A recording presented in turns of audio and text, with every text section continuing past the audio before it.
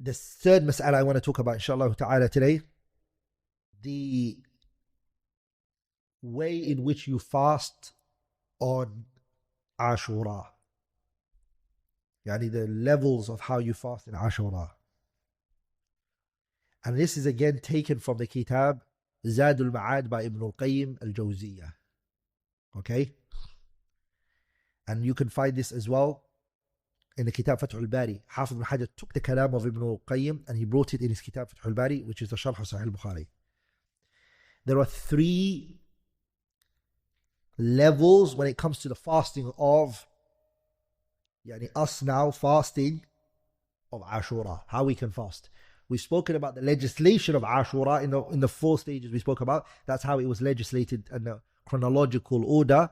Now we're going to talk about how we fast in the month of Ramadan, the month of Ashura, the levels in which the scholars mention. Ibn al-Qayyim mentions that it's 3 maratib, 3 levels. The first one is Ayyusama yawma Ashura. The person fasts the day of Ashura, and he also fasts with it a day before it and a day after it. So he fasts on the 9th, and he also fasts on the 10th, and he also fasts on the 11th. 3 days now. And this is based on Al-Imam Ahmad and Al-Bayhaqi, what they narrated min Hadith Ibn Abbas. Where Ibn Abbas, he said that the Prophet ﷺ said, لَإِن بَقِيتُ إِلَىٰ قَابِلٍ, if I live next year, the Prophet said this, لَأَصُومَنَّ يَوْمًا, I will fast a day قبله, before it, وَيَوْمًا بَعْدَهُ, and a day after it.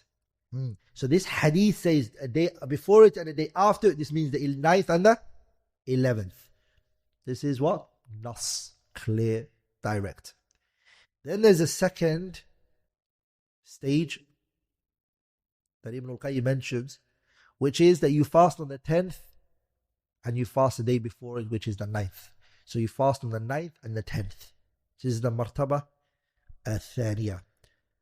And the evidence for this is the hadith of the Prophet ﷺ, which we mentioned before, which is the one in Sahih Muslim, where the Prophet ﷺ, again Ibn Abbas narrated this one, where the Prophet ﷺ, he said, لَإِن بَقِيتُ لَأَصُومَنَّ, if I live and I stay, إِلَىٰ قَابِلٍ,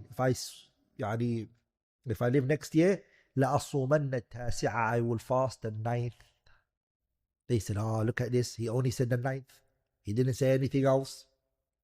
Some scholars, they use that. And then there is the third level of fasting, which is fasting only on the 10th. Fasting only on the 10th alone. And this is based on the hadith of who? The hadith that we mentioned before, where the Prophet, he said, يُكَفِّرُ السَّنَةَ الْمَاضِيَةِ, anyone who fasts on the day of Ashura, that day, his sins will be forgiven in which he committed the year before. So, you can do any one of those 3. You can fast on the 10th alone. If you want, you can fast on the 9th and the 10th. That's up to you. And if you want, you can fast the 9th, 10th, and 11th. All 3 of them. And that is the best. To fast all 3. 9, 10, 11th. That's the most complete version. The best. And as Muslims, we have high aspirations. We take the best. So inshallah ta'ala, fast on the 9th, 10th, and the 11th. Okay. If you cannot fast, then the Prophet ﷺ, if you can only fast 2, then fast on the 9th and the 10th. Why do I say that's better? The reason is because you might change your mind and enjoy yourself, and you can go to the 11th. You have that option. But if you say 10 and 11, he's missed the 9th day. You told him to miss it. So it's more virtuous to fast, the 9th and the 10th. And the person might say, you know what, Allahumma barik, I want to go another day. He has the option. So that's why the 9th and the 10th is better. And every deed, which one is better? the one that's done quicker than the one that's delayed. صح? So it's better to do 9th and 10th. And if you feel like you want to go for the 11th, you have the option, rather than saying the 10th and the 11th is the best. Because if the person takes the 10th and 11th, he would want to have fasting on the 9th, there's no option anymore. He's missed that opportunity.